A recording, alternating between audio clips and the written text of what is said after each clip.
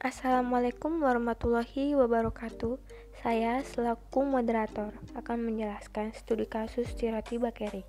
Kami dari kelompok Abdullah Ramadan, Ana Nurul Saputri, Melinia Suci Anggela, Toha Hendrawan, dan Wilif Nurul Izzah yang akan menjelaskan studi kasus kami yang berjudul Tirati Bakeri.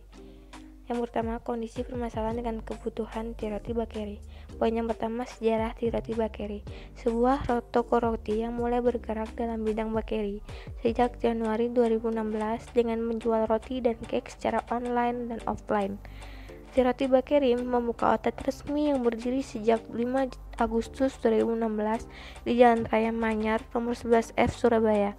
Promosi terus dilakukan melalui media sosial dan mulut ke mulut hingga sekarang memiliki toko offline yang sudah dikenal pelanggannya. Yang kedua, kondisi Tirati Bakeri. Awal mulanya hanya bisa membuat kue yang berbentuk 2D saja, tetapi seiring dengan berjalannya waktu dan banyaknya pengalaman-pengalaman, usaha ini mulai berinovasi dengan membuat kue tart yang berbentuk 3D. Bentuk yang jarang ada di Surabaya khususnya, pasti akan sangat dinikmati pelanggan. Lalu, permasalahan Tirati Bakeri.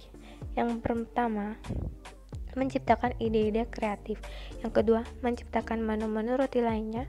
Kendala dari internal perusahaan, persaingan pasar sangat ketat. Lalu kebutuhan Tirati Bakeri. Untuk yang pertama, kebutuhan bahan baku tentunya, misalnya tepung, telur, margarin, krim, susu, dan lain-lain.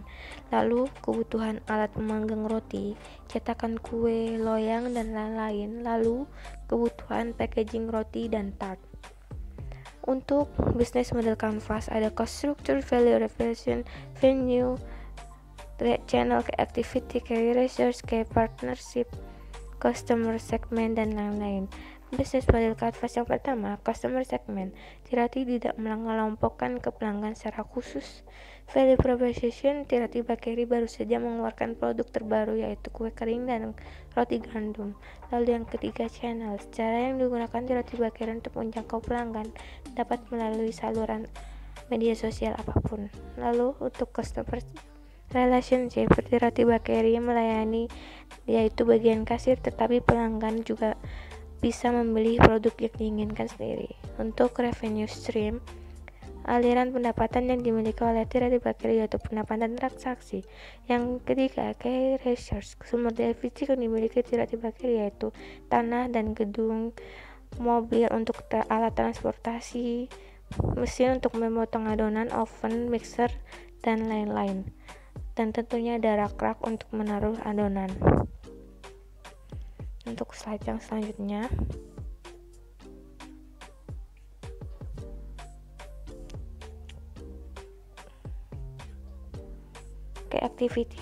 aktivitas utama yang dilakukan oleh tim Bakeri yaitu produksi dan proses, yaitu memproduksi roti dan kue tart dan proses penjualannya. Partnership, Tirati Bakeri memiliki kerjasama dengan supplier dengan partnernya.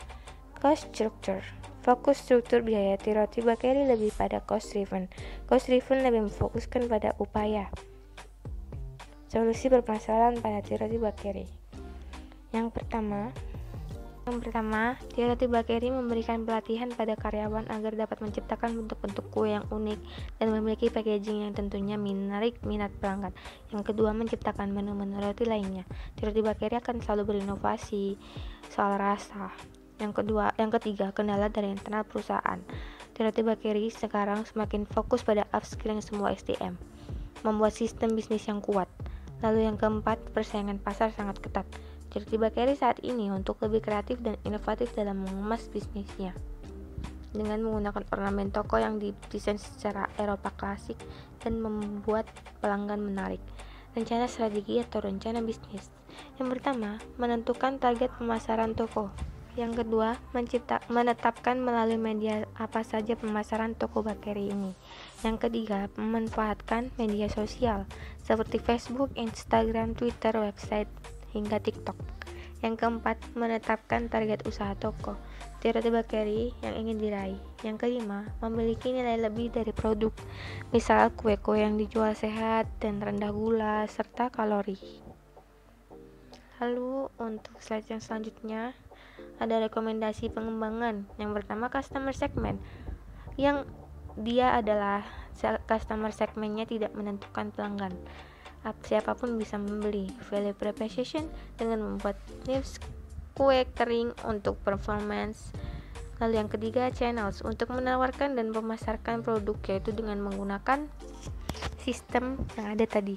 Kesimpulan, sebuah toko roti yang mulai bergerak dalam bidang bakery dengan menjual roti dan cake secara online dan offline. Ternyata bakery tidak memiliki customer segment tertentu karena semua kalangan dapat menikmati kuenya.